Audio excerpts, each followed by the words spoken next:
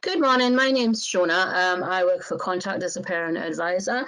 This morning we are going to do a webinar around disability allowance benefits for children and young people under the age of 16. So some top tips really. We're going to take our time. You can get specialist advice from a welfare benefits advisor if you need to at the end of this, and I can send you links for that. Okay, for some reason my presentation has started at the wrong place and I don't know why that's happened. If you just bear with me for 2 seconds. Oh, there we go. Fun and games. The gremlins are in the machines already. Okay, bear with me. There we go. So I'm Contact. We are from Contact. So Contact really is, in case you don't know about us, we're a charity for families with disabled children. We support families with the best possible guidance and information. We bring families together to support each other, and we help families to campaign, volunteer, and fundraise. We try to get families together as much as we possibly can, although that's a bit difficult at the moment, but we are doing lots of workshops, so keep an eye on the website for those sort of things. So hopefully, there we go, things are working. Hooray. So today's session is about money matters, and the aims of this session are to understand what you might be entitled to understand the main benefits for disabled children under 16, that I said before, to know where to get support, and links to current changes and guidance. I'm just going to put the links to that because the guidance is changing sort of every day or every other day. I didn't want to tell you stuff today that may well change tomorrow. But what I'll do at the end of this presentation, there are some links that you can download for yourself. So yes, I think that's really good. Yeah. So the main benefits that we're looking for a child with any additional need or any disability would be disability living allowance, or DLA, if you haven't heard of that before. Carers allowance, extra tax credits for disabled children, universal credits, and help with council tax. We will go through each of those, some in a little bit more detail than others, okay? So some basic facts. Families miss out on claiming benefits they're entitled to. There's lots of reasons for that, which we can kind of look at in a second. Some of it is just because, well, not just because, but because families don't know what they're entitled to. So hopefully I'll fill some of those little gaps today and pass you on to links where you can look further to see as an individual family what you might be entitled to. Families are more likely to have reduced finances. Okay, that's families with disabled children. Families often find out about financial support by chance. And that is very, very true. I'm a parent advisor. I have been a parent advisor for a long time. And if I had £1 for every time somebody said that they didn't know about a certain thing, and somebody else said, have you heard about DLA? I'd be probably a millionaire by now. And a lot of times you do find things out from other parents or coming to things like this, but unfortunately things like this are happening more now.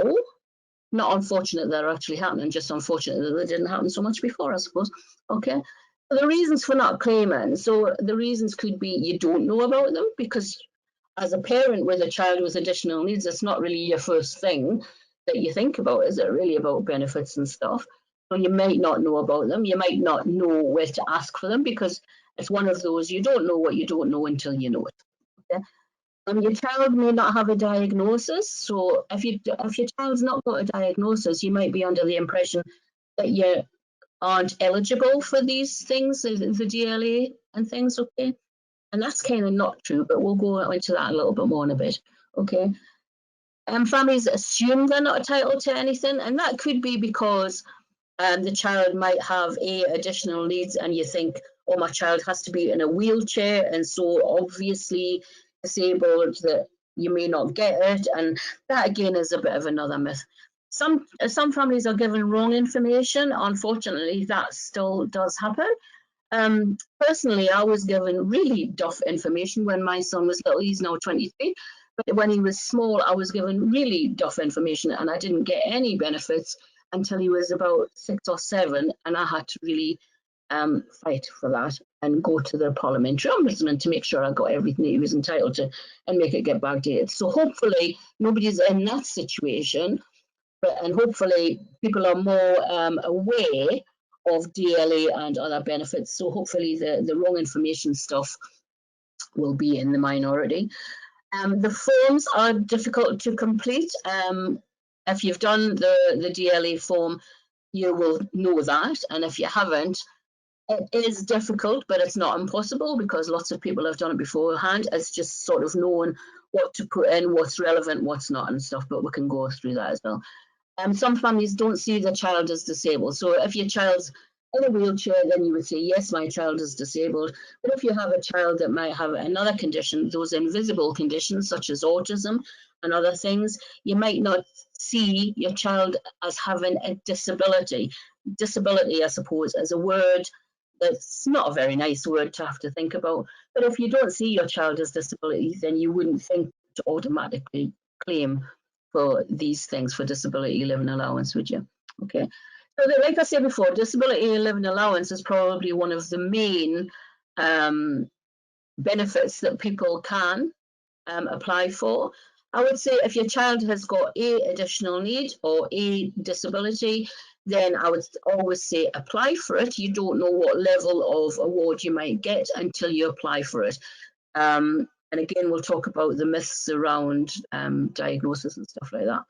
Disability living allowance itself does open the doors to many other benefits and many other services. So I really think it's definitely worthwhile getting it. Plus, it's that extra funding and extra money in the bank, which we all kind of need, especially at the moment. Okay. Disability living allowance is there to help meet the costs of a child's disability. So it could be if your washing machine has to be on an awful lot, if you have to buy particular food for your child, they will only eat certain types of food. For instance, I know a lot of children that will only eat chips from McDonald's. They'll only eat McDonald's meals, and those aren't cheap. So, you know, even if you think that money's going to be there to pay for that, it could be the cost of equipment that they might need. So they may need extra equipment for sensory stuff. So a trampoline really does come under sort of equipment because some children really need that for the old sensory release and all of that. And again, those aren't cheap. And we will talk about other sort of things as we go along. And Contact also do a lot of money matters and disability allowance related workshops. So we will go into more detail in those workshops if you want to sign up for one of those. Okay. So you do not need a diagnosis to apply for the disability living allowance. I will keep calling it DLA, I think now, because it's a bit easier to say. Okay. So you do not need a diagnosis. So that is a bit of a myth. Okay. If your child's got a additional need and you get a diagnosis, they are still the same child from the day before they got the diagnosis to the day after they got the diagnosis. They've still got the same needs, so you do not need a diagnosis. Okay. The DLA is not means tested, so if you were a millionaire living in, oh, I don't know, a luxury penthouse in the middle of London or somewhere, you are still entitled to it. If your child's entitled to it, you are still entitled to it. To somebody living rurally in the middle of Scotland or somebody living in a flat in the middle of Manchester. Anywhere you are, it is not means tested. The DLA goes on the needs of the child, okay? The other thing about the DLA, it does not count towards criteria for other things that you might get. So they can't say, well, you get DLA, so therefore we will give you a reduced amount of XYZ, okay? So DLA is paid in addition to other benefits. It's not treated as income, so that's what I've just sort of said there, and it can lead to an increase in means-tested benefits and tax increase. So it's therefore opening the doors to other things, okay? So it really is a very important benefit to get, and if you're entitled to it, why wouldn't you really, is the way I kind of look at it. Okay, so DLA has got two components. It's got the mobility component and the care component, which I'll talk about in a little while and maybe it's a little bit more detail. I should say as well, if you've got any questions, if you want to direct them straight at me, that's absolutely fine. Or otherwise, Helen on the chat button will deal with stuff as well. Okay, but we can put questions at the end as well if you want to. So the two components, mobility and care. I know I always have a lot of questions around those. So when I get to that bit, I will go into that in a little bit more detail. The child's needs for care and for get my teeth in, for supervision must be substantially greater than a non-disabled child of the same age. So that word substantially, you think, oh, it's got to be, one child has got to be miles different from another. It's kind of, I think the substantially word is a bit misleading. I think if your child has got a additional need, then that might be different from a child that hasn't got an additional need. And it might not be miles and miles and miles apart. It might just be one child needs a bit more care and supervision than the other child. So I think that word substantially is a bit of a, it's a bit tricky to get around, okay? Anyways, we can talk about that a bit later as well. The child must meet certain residence and presence tests. So it's not like you can't be living in, I don't know, South Africa for 10 years, come to the UK, sign up for DLA, and you would automatically get. That's not going to be the case, because you have to qualify under living in the UK for so many months. So I'm not sure if it's 6 months to a year you have to live here. For asylum seekers, there's lots of different processes that you have to go through before you can actually be entitled to DLA. But I think if you're in that situation, you're an asylum seeker, or you're somebody that's come from living elsewhere within the world, I think it's getting that extra advice and support from welfare benefits, or from our financial check welfare helpline, which is Derek and Murray in Scotland. Okay. So the DLA Mythbusters, 44% of people think that their child's disabilities wouldn't count. So again, that's sort of how people perceive their own child. Do you perceive them to be disabled or with an additional need, or you think my child is not disabled enough? That's a phrase that's often used when people are talking to me about it. 24% think the child needs a diagnosis. That, like I just explained before, that is a massive, massive myth. And I think sometimes parents are told from maybe his health visitor or somebody else around them that, oh no, because you need a diagnosis first. And sometimes other parents might say that to you. That is a total myth. So if they say that, think, well, you know what, I know different, so don't let that put you off, okay?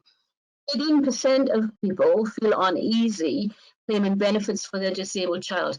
I totally get that. I totally get that. If your child's your child, you think, why would I want to claim for money to look after my child? Because my child is my child and I will look after them regardless. And I do totally get that. And a lot of parents do struggle with that.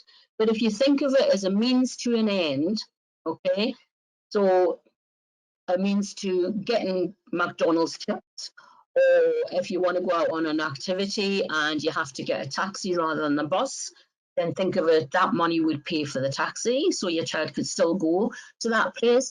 If you think about maybe if you go somewhere like the Pictures, and you might have gone into the Pictures and it's not cheap, the cinema's not cheap.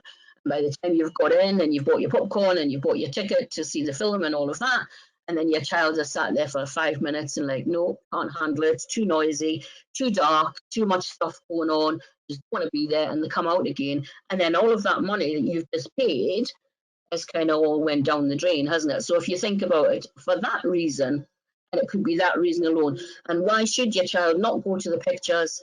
Because lots of kids go to the Pictures, but it's like thinking, well, that's the DLA money could pay for that trip out, okay? And also pay for anything you need it to pay for. There is no such thing as DLA police that will tell you that you can spend this money on that and this and whatever. You can spend it on whatever you need to spend it on within the household budget, okay?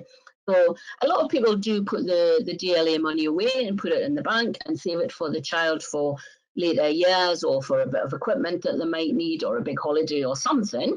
And that's absolutely fine. But if that money goes into the bank account or into the pot and it pays for groceries, that's still benefiting your child, because all kids have to eat and drink and have a roof over their head. So don't let anybody say, oh, that's what your DLA, that's what your DLA is for. I think that you have to only spend it on certain things. That is really a bit of a myth as well, okay? 13% of people were told by someone else that the child wouldn't be eligible. 13%, if you think of it, is quite a high number, really. Okay, 13 people out of every 100 are told that. So again, it's kind of, taking advice from those who know, or if somebody tells you that, check up and go onto the contact website or something. But if you've already been on this, then you know that not to be true. So hopefully anybody that's sitting out there and thought that, and if you speak to another parent, you can dispel that myth for them, okay? So there's a couple of little bubble things on there. So DLA means my son gets to do the same things as other kids. Well, yeah, because like going to the pictures or going out and doing an activity or going to a club or going swimming or going to a park or something. But it's, yes, why should a child with an additional need not be able to go and do other things? Money should not be the barrier, and maybe the DLA can help towards that. And a lot of children, like I say, a lot of parents think, I don't think the condition was severe enough. And again, that's one of those. It's kind of if your child has got a condition or a additional need, then the chances are they will be eligible for DLA in some format. Okay. So why claim? So you might need extra support to enable the individual's needs to be met. So things like if your child can't use the bus, and you might need to get a taxi, that sort of thing. It's the gateway to other support, so extra tax credits, carers allowance, and other things, to be honest. But we'll go into some of those today, but at the end I'll show you a link where you can look at for individual things to have a look for yourself, okay? To help meet extra costs with looking after a child with disabilities. So that could be the McDonald's chips, or it could be that your washing machine's always on, or so your washing machine, if it's always on, then if it breaks down more frequently, so things like that. Or you might need extra bedding, you might need waterproof mattresses. There's all those sort of things. There's lots of things that can be attached to having a child with a disability or an additional needs that you may never even think of, because you just go get it because your child needs it. But if you really started writing things down, there'd be quite a few different things there, and that's what that money's for at the end of the day. So things like, again, higher utility bills. So if your water's always on because your washing machine's always on, your child needs extra baths and extra showers for whatever reason that might be. And showers go by electricity, don't they? And heating and all of that. Some children need to have a constant temperature within the home, so therefore your temperature is always on at a certain level. And electricity is not free, is it? So it could be specialised food. So that could cover things like McDonald's chips, I suppose, but it could be foods. So if your child's peg fed and stuff, some of that food you would get supplied, hopefully, and if you don't, you should do. But it could be if your child's got, I don't know, a wheat allergy or gluten-free, that sort of thing, or dairy-free, and you've got to buy those different sort of foods. Sometimes those more specialist foods can be a little bit more expensive. Sometimes you can get a little bit of help through GPs and vouchers and things like that, but that's not going to cover a week's worth of food, really, is it? It could be, even if you think about food as being specialised, it has to be Heinz beans. It cannot be any other make, because some of our children are very much that way, and that it would be thinking it might be the more expensive brands that they'll go for, because if you buy, I don't know, Tesco's own or Asda's own or Sainsbury's own or whoever's own, the child might know the difference and just absolutely refuse to eat it. Okay, so there's all of those things to think about as well. So transport costs I've just kind of mentioned as well. So it could be using a taxi rather than the bus. And that can be really expensive if you've got to use a taxi to go everywhere you need to go. Because if you're on the bus and your child doesn't like being on the bus, or you've got a child in a wheelchair and the bus goes sailing past because there's not enough buses and you've got to be at an appointment, then maybe your only option then is to get a taxi. And taxi driver's not going to say, oh, that's fine, pet, you don't have to pay. That's not in the real world. That's not going to happen, is it? So those extra transport costs do mount up, okay?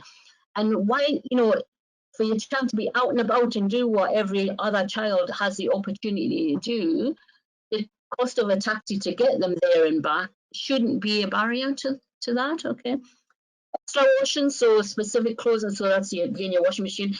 Specific clothing, so it could be, clothing has to be no seams, so you have to get cotton clothing with absolutely no seams in it, so you might have to find them Marks and Spencer's or specialist places.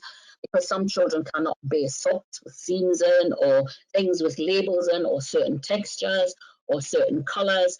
So you have to really kind of shop around to find something that they will actually wear, and that in itself can be expensive because the cost of going from one shop to another shop and all of that.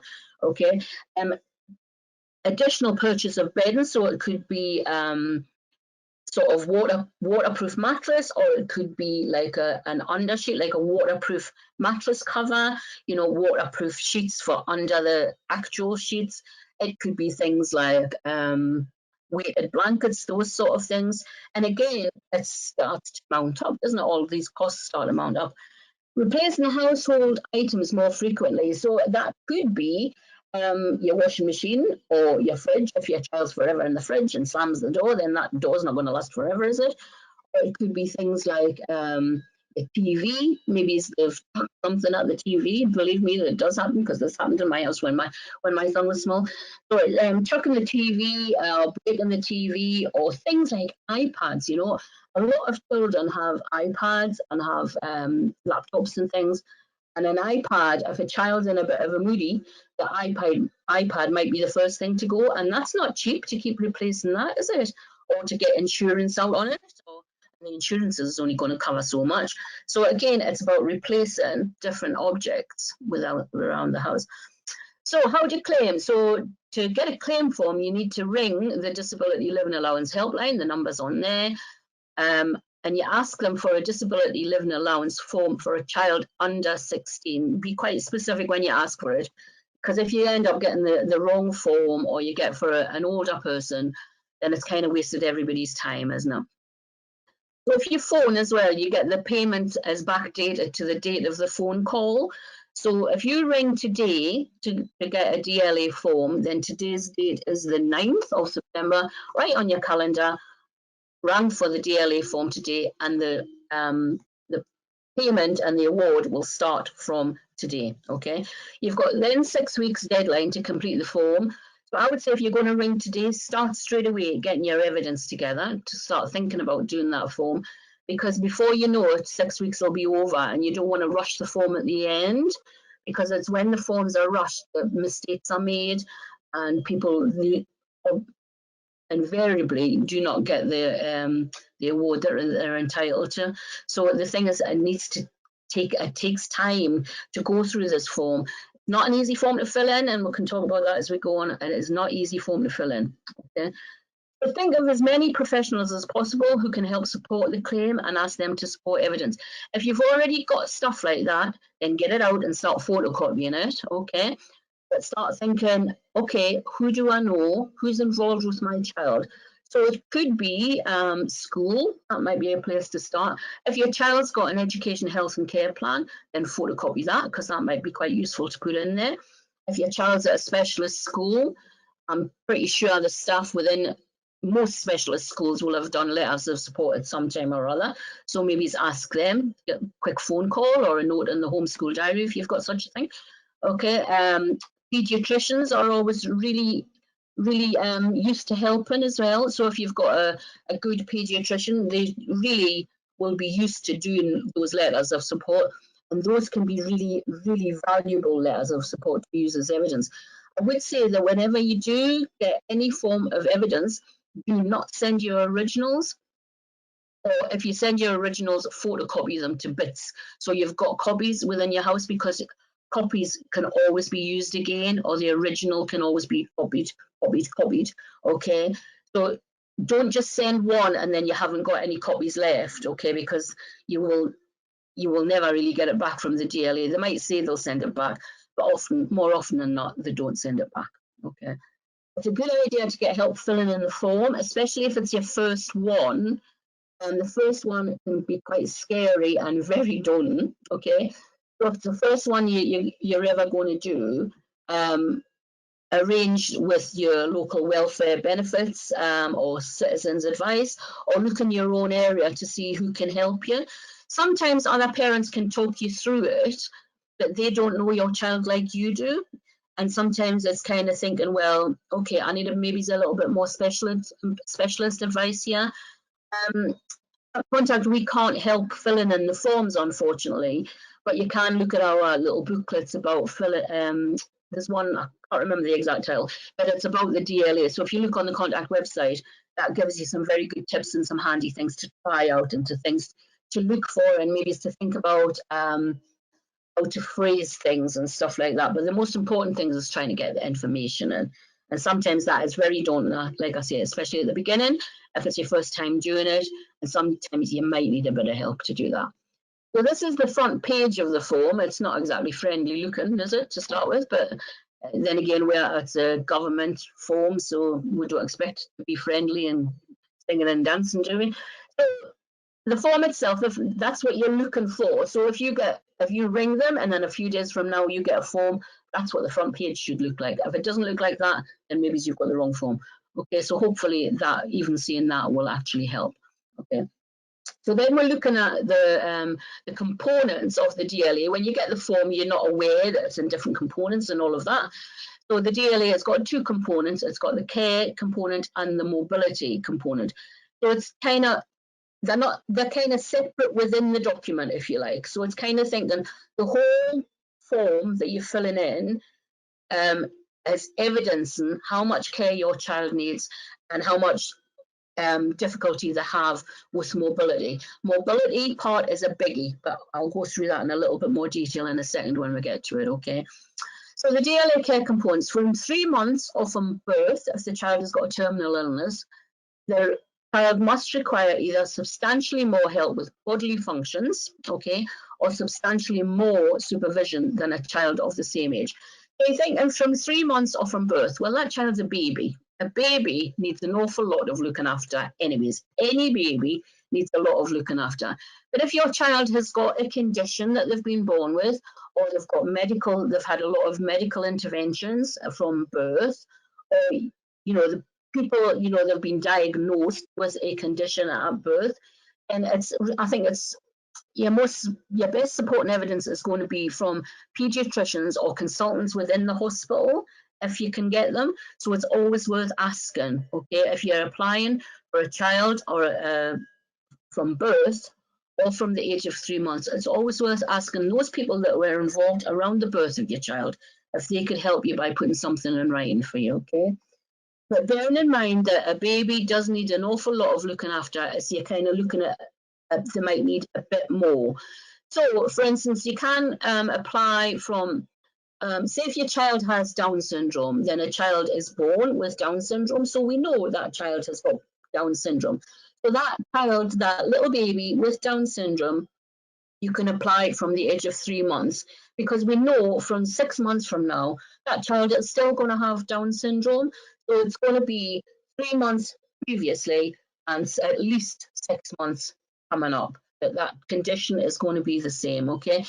I would say if your child has got Down syndrome, look on the Down Syndrome Association website, because they do very specific DLA help around Down syndrome. And again, with a lot of other conditions, there are specific welfare benefits booklets around specific conditions, because that can be quite detailed. And if you can get that extra detail on your form, that might help, okay?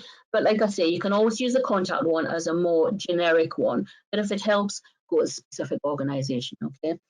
So when you get the care component, it could be paid at 3 different rates. So it can be low rate, middle rate, or higher rate. So low rate, if your child just needs care for a portion of the day. So it could be your child needs extra help around a child of, say, 3 months old. It could be extra help settling, or it could be extra help, if you've got to do interventions, so like suction and tracheostomy, those sort of things. Or if your child has seizures and things like that. Again, that's probably going to go more to higher rate, because seizures and things, it's sort of can happen anytime, I suppose. But if your child needs help at just certain parts of the day, so it could be around food. So your child comes to lunchtime, maybe your child's a little bit older, comes to lunchtime, and every time they eat something, the projectile vomit. So that's, therefore, the food stuff takes longer, doesn't it? Because then you've got to clean up that lot and start again to try and get some food into your child, okay? So middle rate could be if your child's needs are more frequently throughout the day, or more prolonged or repeated care at night. So this could be, it's not just, it's not sleeping, but whatever that reason is that your child's not sleeping. So it could be that the thing is, a lot of babies take a little while to settle. So it's not like my baby cries all night because they're a baby. It's maybe a bit more reason than that. So it could be that they're in pain, or you need to go into them more often because there might be a medical need there and that sort of thing. Okay, so high rate if your child needs frequent care day and prolonged repeated care at night. So think of a child that's maybe a little bit older.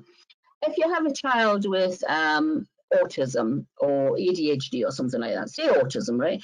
If your child's got autism and they're away to school and they're in a mainstream school, but they need help at certain parts of the day, so at playtime, at assembly, those sort of things, okay? When they come home, they need a bit more care and attention around tea time, because you have to make sure that the teas sit out just right and it's food that they like and all of that.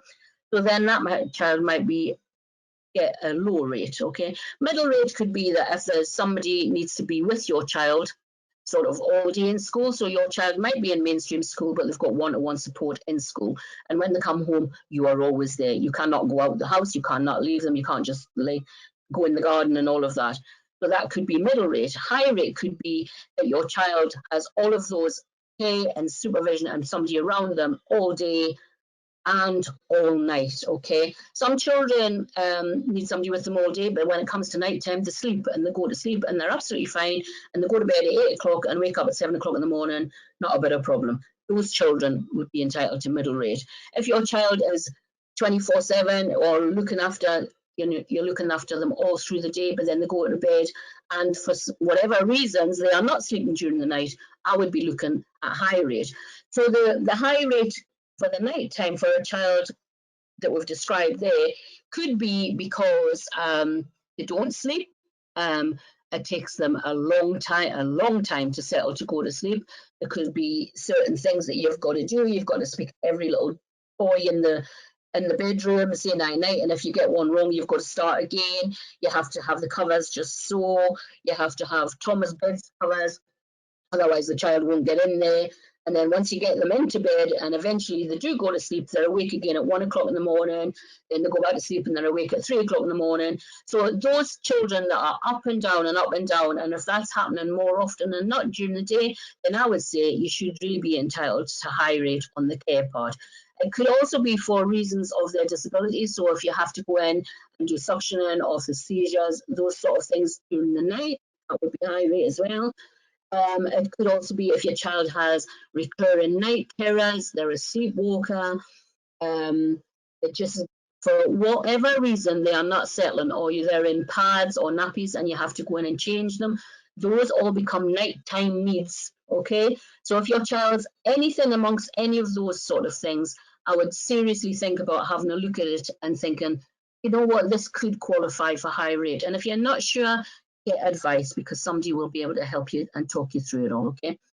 So the mobility part of the DLA is paid in 2 rates, whereas the care was like low, middle and high, so it's kind of identifying evidence in those levels. For the mobility part, you're kind of looking at low rate or high rate. Now this is where it starts to get a bit tricky, and this is where I get an awful lot of questions, okay? For the low rate, you can a child will be awarded from age 5 years if the child is able to walk but needs more guidance or supervision out of doors, okay? I would imagine that some of you watching this your child will be on low rate mobility and you're not quite sure what that means, okay? I will give examples in just a second, okay? I would say if a child, the first thing I would look at personally, if a child is on high rate on the care component, I would look at straight away what's happening in the mobility part. Because if a child is on high rate for the care component, that tells me that child needs 24/7 care, adult supervision, adult care, okay? So to me, that child, if they say they're on low rate mobility, that's kind of saying, well, that child's needs lessen when they go outside, which is so kind of not true. And I think a lot of you would probably know that, to be honest, okay? So we'll park that for a minute and we'll come back to it. So if you think high rate from the age of 3 years, so the criteria for this is if a child is unable or virtually unable to walk, that is in itself is a specific sort of legal term that you have to evidence. And the onus is kind of on you within the DLA form to evidence stuff. Don't write something down and assume that, oh yeah, they'll know what that means, because a lot of times they don't know what that means. Okay, so I would say err on the side of caution and put lots of stuff in. Okay? You don't want like mountains of paperwork as well as, but be very concise about what you're putting in there. And so from the age of 3, serious deterioration in health due to exertion of walking.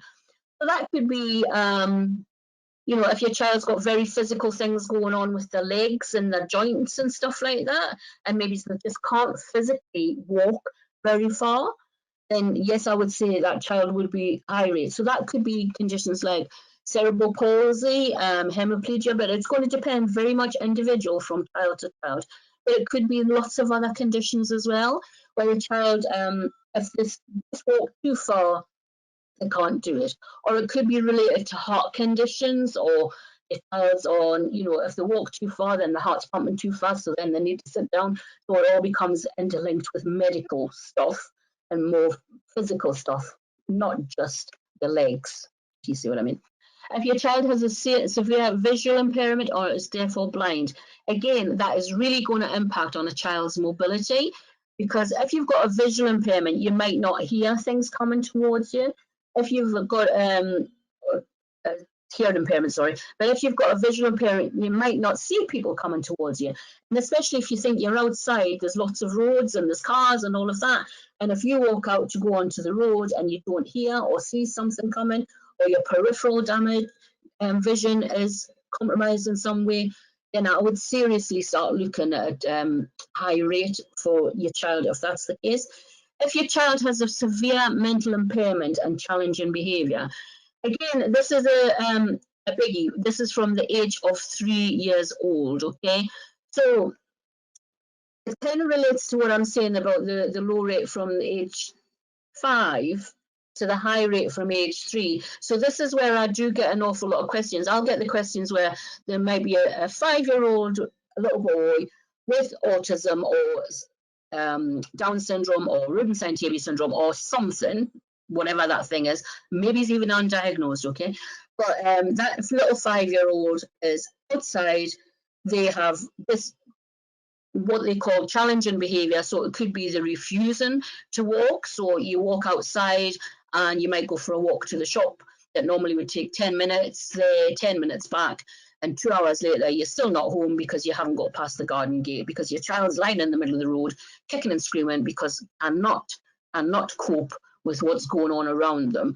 Okay, so if your child is that child, then I would be looking at high rate from the age of 3. I would say we're not going to wait until the child's 5, because my child is presenting this way at age 3. So this is why we need it. And it's not about a child having tantrums and being the terrible twos. It's more than that.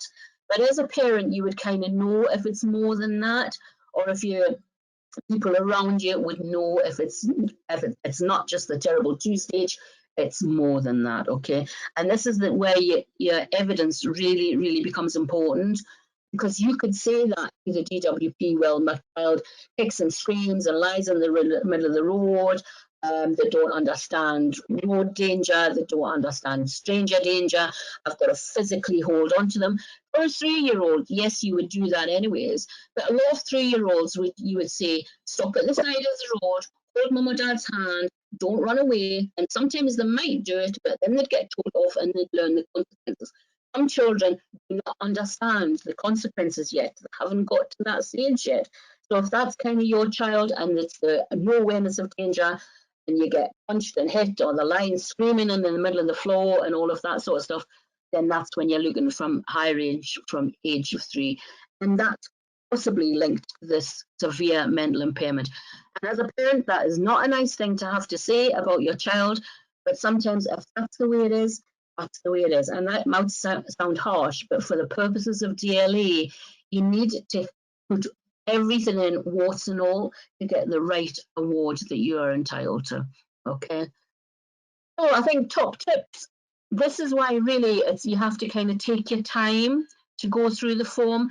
Don't sit and think, right, I'll do this and I'll get it cracked off in like half an hour and I'll write this and I'll write that and then we'll put it in the envelope and that's it, got rid of it. If you rush at it, you're going to make mistakes, okay? You're going to miss a lot of things out. So I think take your time, don't finish it all in one go. So think about, right, today I'm going to tackle the first bit. So the first bit of the form, I can't remember which order they come in, but the first bit of the form might be toileting. That might be the first bit you decide to go for. So you fill in that and you think, right, okay, have I put everything in there that I need to put in there? Sometimes you look at it and you think, oh well, in nappies, so you might just write in nappies and that might be all you need, okay?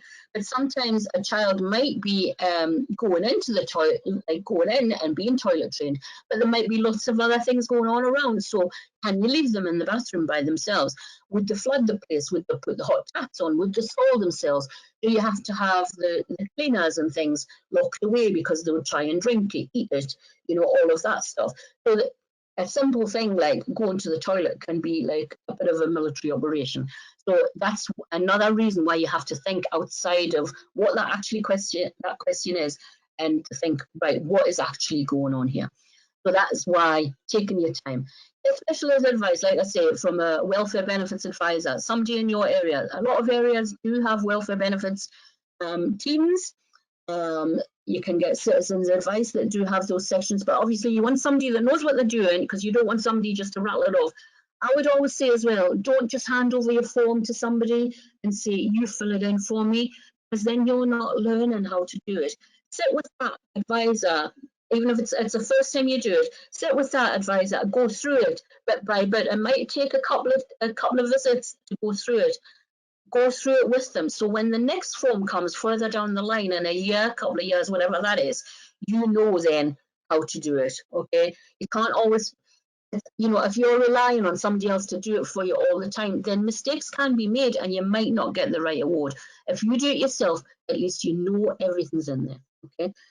Diary a week or so before tackling the form. So if you think about, you know, the sections that you're going to cover, so think about toileting, right? What does he or she actually do around toileting? You might have to think, I'm going to watch them for a couple of days, and you might think, oh, I never even realised they turn the tap on if I'm not in the room and we're going to flood the bathroom. You might even not even realise that they're trying to get into the razor, dad's razor, at the top of the cupboard. You might not even realise that stuff before you actually watch them, and then you will get more of a bigger picture. Okay.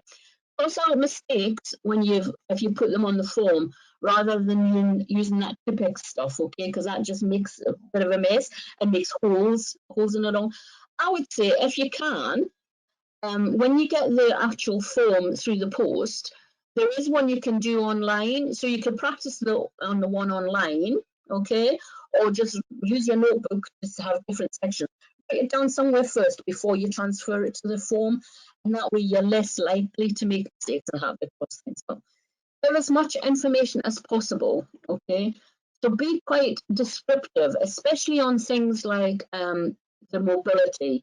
So you might say a journey of 10 minutes takes at least an hour and a half because. So think of maybe as your worst day. So if that journey for 10 minutes to the local shop took 2 hours one day, write that down and write it down in as much details. So you need to write down what happened? Why was your child lying on the floor? Why were they lying screaming and refusing to move? There's a very good phrase that says regularly and unpredictably refusing to walk. That is a really good phrase to use.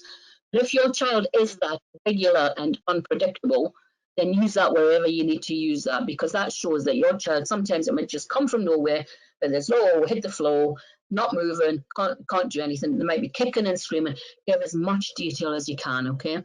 Don't play down your child's conditions. I think as parents, we like to think of we like to not big up our children, but we like to be more positive. And this is a really negative form to fill in. But for the purposes of this, you have to go on the negative. It's unfortunate, but it's just the way it is. So if you can think of those negative things. And then when then you put the form away, and then you go and give your child a big hug, and you think, you know what, you're the best thing in the world, but for the purposes of this form, I have to say these things about you. They don't know that. They don't have to see any of that. Okay, it's just a means to an end. Okay, and it is hard, and another reason why you should take your time. Include evidence. So we've talked about that. Ask yourself, have you included enough evidence to convince someone who hasn't met your child? So if you think of somebody, if you were going to tell me about your child and you handed that form to me, would I get a good, clear picture of your child? Would I understand where your child's coming from? Okay, and think about the people that read the form from the DWP. Think about, have they got training in this condition? Do they know anything about this condition? There might be a condition that your child has that is quite rare, that they've never heard of before. So really you have to put lots and lots of information. Serious big ever tip, keep a copy of the form before you send it, because then if it gets lost in transit and they don't receive it, then you've got a copy that you can copy again and send that. Or if they try to say that you are entitled to this award and you think the award should be higher, you've got copies of everything that you've sent, so you can always go back to it. And then if a couple of years down the line you have to reapply, which does happen, you do have to keep reapplying for it, then you can look at that original form that you sent, and it makes it easier, because it's not just about cutting and pasting. You can look at things, well, oh, that's kind of the same, so I can just copy that bit, but this bit's a bit different. So it gives you more something to go on. So if your award comes back and they say that it's been refused or it's a lesser award than you were expecting, there's a thing called the mandatory reconsideration. Okay, when you get your letter, it will say probably on page 4 of the letter that you can do the mandatory reconsideration. Basically, you ring the DWP up on the number on your letter, and you say, I've just had this award, I don't think it's right, and give them the reasons. Sometimes they'll say, okay, we'll look at it again. I would say, if you can, get them to send you a form, because tell them you want to put it in writing, because sometimes putting things in writing is a bit more solid than saying to somebody over the phone. Okay, because phone calls can be forgotten, but if you write something, it's there and it's in black and white. And again, keep your copies. Okay, so ask them to reconsider it. They will say to you on the phone that if they reconsider, you might lose what you're already getting. Again, if you're adamant that it's not the right award, then I don't know how they can really do that without a bit of an argument going on. Okay, but just be aware that, it could happen, but to be honest, I wouldn't think that would happen that much often. But again, this is really why it's really super important to have lots and lots of evidence in there. Okay. So the mandatory reconsideration process can take anything up to 11 weeks. And I suppose with the COVID thing still hanging around, it may even take longer than that. But your award that you've already got that's on that initial letter will still be paid into your bank account. Okay, so don't worry, you will still get that. And while the reconsideration is happening, and if they come back to you and say, yes, okay, we've given you the wrong award, it'll get backdated right back. The difference will get backdated right back. If you're not happy with the reconsideration, okay, as a result of the rate going up or down, okay, you can then appeal. And again, the paperwork that you get from the DWP should explain how you do that. But you can download a form, I think it's called the SSC1 form, I think it's called. You can download a form which basically triggers an appeal, which is about going and sitting in front of a magistrate, which sounds scary. I've done a few of them. They're not really that scary. I did a few of them in a previous job that I had. Okay, it's not that scary. But it's one of those, if you are adamant that this is not right, go seek advice and get somebody to help you through that process. Okay. So other benefits that lead from the DLA, you can get carers allowance. So if you get DLA at either middle or higher rate of the care component, you then become eligible for carers allowance. Okay, so carers allowance is something that you get paid to you as mum, dad, or carer of that child. Okay, for looking after that child. And I think the criteria is looking after them for 35 hours or more. There are a couple of things attached to it though. If you work full time, then you wouldn't get carers allowance, because carers allowance is basically if you earn over 100, I think it's £110, or that might have gone up slightly. I would we'll double check on that to make sure. It's around about £110, £120 per week. If you earn over that amount, then you wouldn't get carer's allowance paid to you, okay? Carer's allowance itself is, I think it's £62 something per week. So if you earn, say, £110 a week on a part-time job, you would still be entitled to carer's allowance, the £60-odd per week to go into your bank. The carer's allowance you apply online, and then those two computers, the DWP and the carer's allowance thing, speak to each other. So hopefully they would work it out, okay? But you need to apply for it. So you need to think DLA carers, next step, okay? So then you might look at tax credits and universal credit elements. Again, these are quite complicated, but I would say that if you're getting DLA, then these are always things to look at for the next bit of opening that door to other benefits, okay? Tax credits and things, again, it would depend on the level of the DLA component that you get. And at the end of this little presentations, I'll put in a Money Matters, a link to a Money Matters booklet that we do that will explain how to go through that process. But at least now you know, oh, I'll have a look at that, okay? And then you may get help with things, utility bills and council tax reductions. So I would say these are more if you're on to the middle or the high rate of DLA, okay, then you might be eligible for things like help with your water bills, council tax reductions. My son, I've got a severely disabled young man, and we get reductions on our council tax. The banding is different because we have a disabled person within the home. So it's looking at those things. You may or may not know about them, but look at that Money Matters book or seek welfare benefits advice. The blue badge thing. So if you get higher rate on the mobility part of DLA, you can then use that award letter as part of your sort of evidence to apply for a blue badge to the local authority, because you will do it through them because they need photographs and they need to process it. And I think it used to be about £10 to process it all and stuff. If you don't get high rate mobility and you need a blue badge, you can still apply for a blue badge under the other circumstances. But I find a lot of times local authorities refuse to give people a blue badge. So I would always say, if you think you need a blue badge for your child, look then at your mobility award, because really, to be honest, it's better for you personally to have that DLA mobility award at the right level than just looking for a blue badge. Because if you need a blue badge, you need a blue badge. So therefore, I would always look at your DLA mobility award.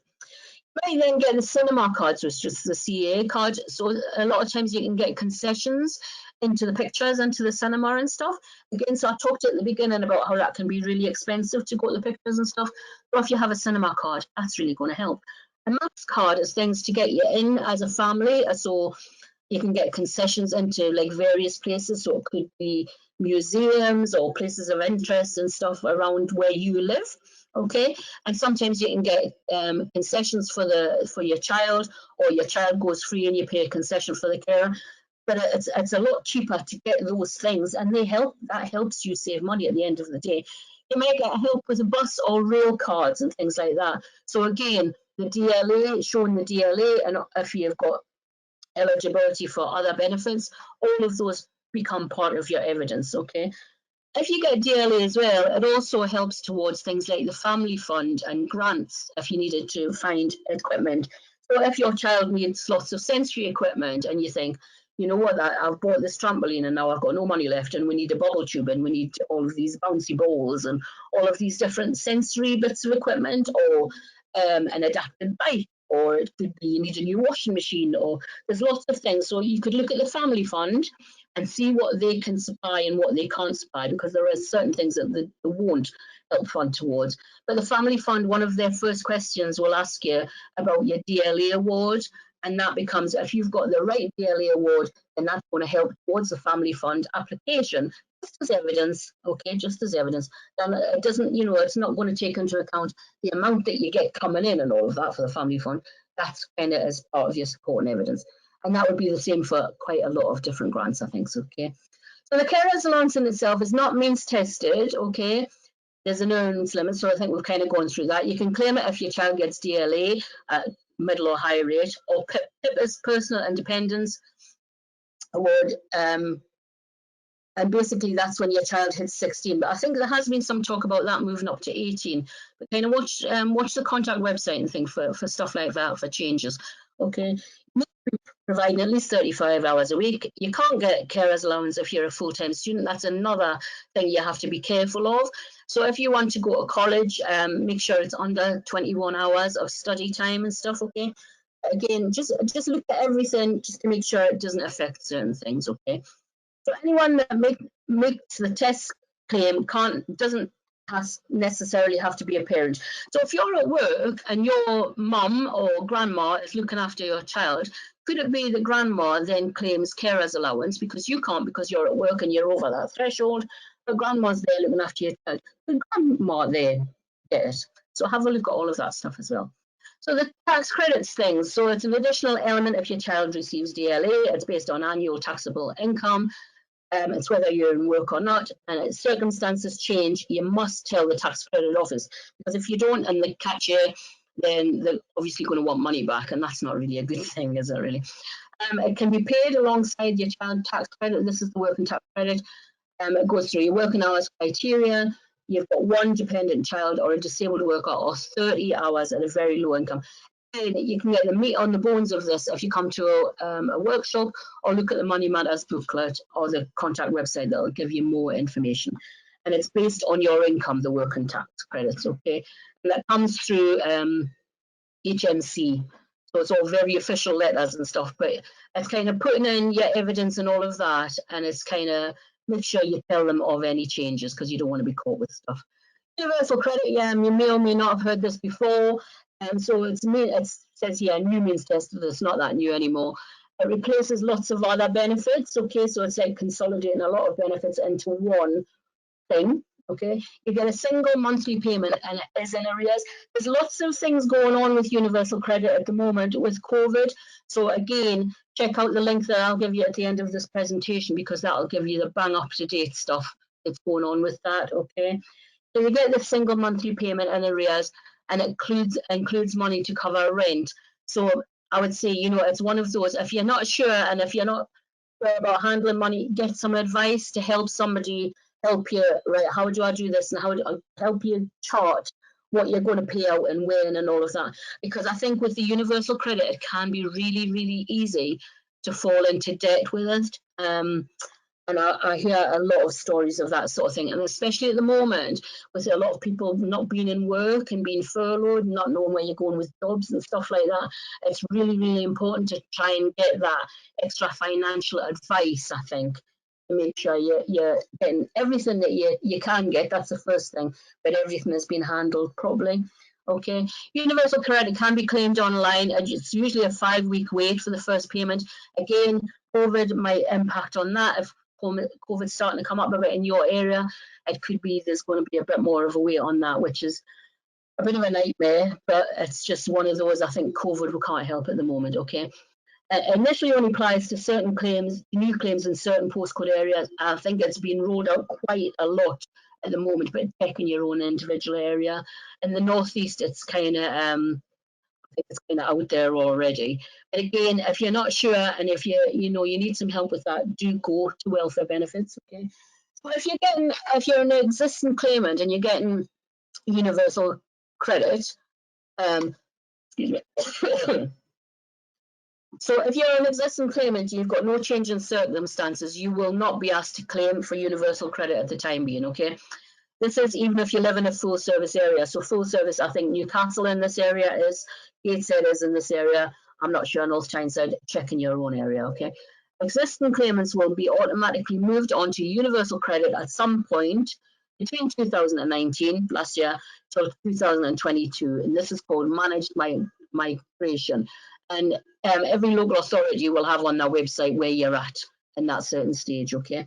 If you're worse off after managed migration, you will get transitional protection.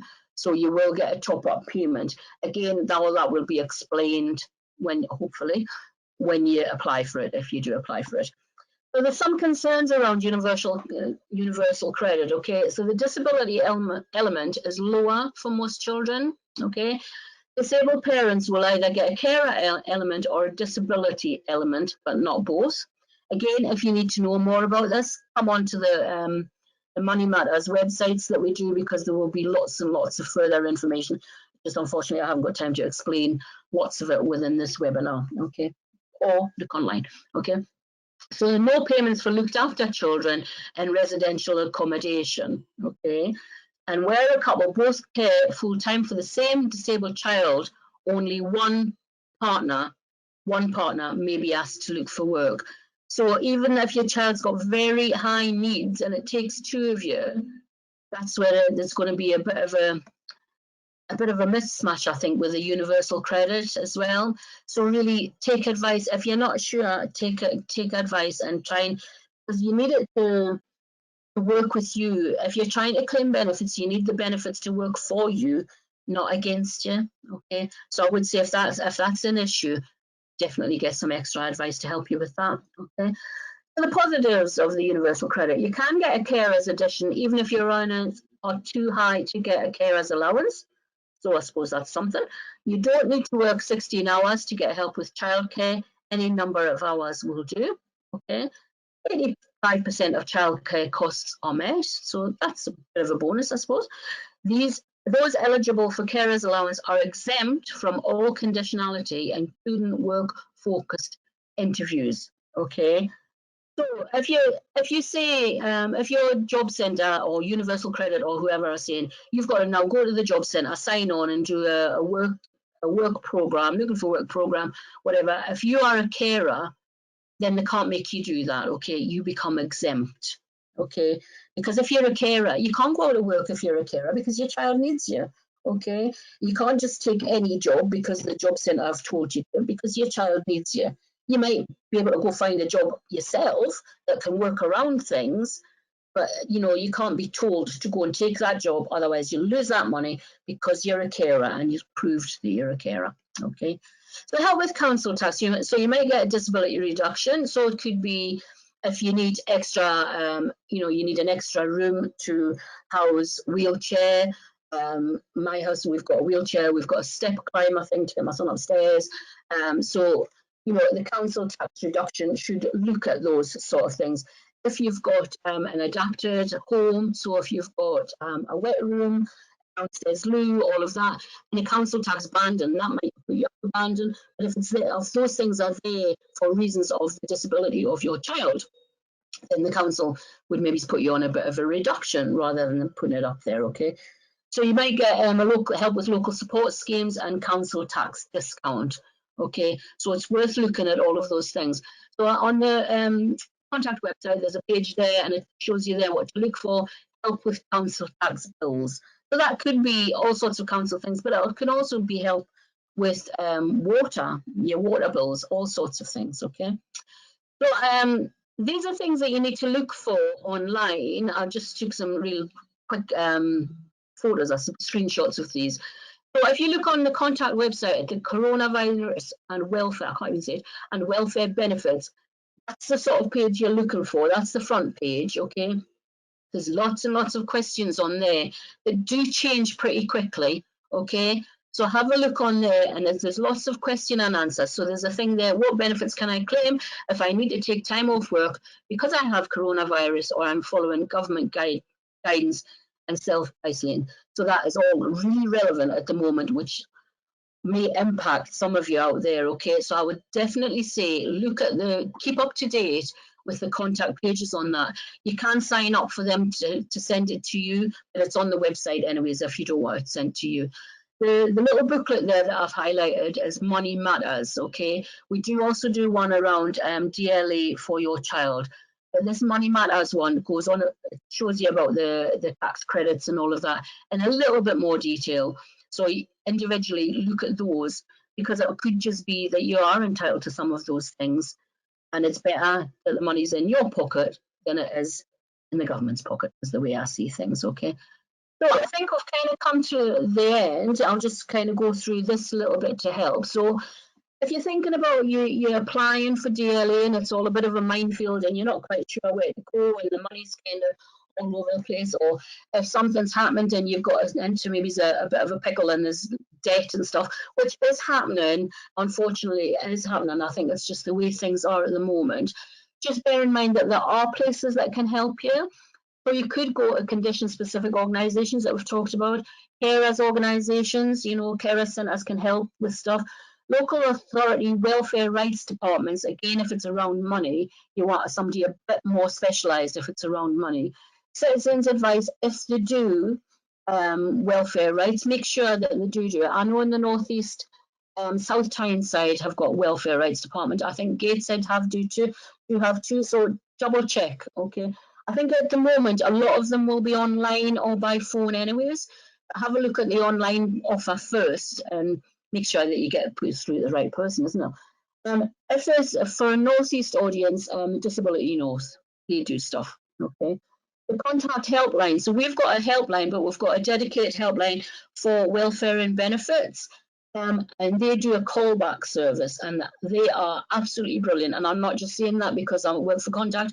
They are absolutely fantastic. And at times, I do contact them myself. I'm pretty clued up, but if I'm not sure about something for my son, I will contact them and ask them, right, am I getting everything I need for my son? Okay, so get in touch with them and arrange a callback. I think it's an hour callback they do, and they do have like an appointment system. Okay. But obviously, look on the website, the 08, I think it's an 0800 number, and they can get you that appointment made. Or I think there's a link on the website to how to email them. Okay, look at the contact booklets. So the DLA one, the Money Matters one. Look at the fact sheets around the council tax things and stuff. But the DLA one, another very good guide is the Cerebra guide. So if you just go to Cerebra, Cerebra, I think it's .org.uk, and they just type in DLA guide and you can download their DLA guide, which is a good one, and it gives lots and lots of information. It gives example phrases to use. So if you use the Cerebra guide on one side, the contact guide on the other side, between the two of them should keep you fairly right about what you need to put in the DLA guide. But don't just put it away and think, I can't do this, because there are people out there to help you with it. Okay, I'm just thinking if we've got any questions. I can see in my box there's none directly to me, so that's absolutely fine. So this webinar will go online within the next few days or so, or within the next week or so, and you can find it amongst the other contact webinars that have been done previously. And I know that there's one that's just been done quite recently that is still on the contact website about money matters for children and young people from the age of 16 to 19. So that if you're a young person is outside the 16-year-old bracket, there's information about that there. Okay, so I think that's it for the moment. And because I've got no questions, I shall just leave it there. If there's any questions come through at any point later, we will deal with them as they come through. And if you want to email into Contact and you need to speak to me, my name's Shona Chambers, and I may or may not see you again. Okay, so thank you very much for your time, everybody. And I think, like I say, we'll just leave it there because we're out of time.